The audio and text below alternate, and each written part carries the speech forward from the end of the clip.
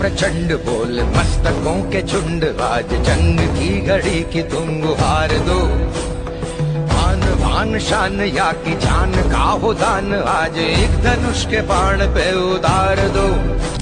जिस तरीके नाल तुहाडा जोश देखने को मिल रहा है, जुनून देखने को मिल रहा है, उस तरीके नाल तां जो निशान जिन्हें मर्जी उपर होवे आउणा आपां पहले नंबर ते। एक धनुष के बाण पे उतार लो, आरंभ है प्रचंड।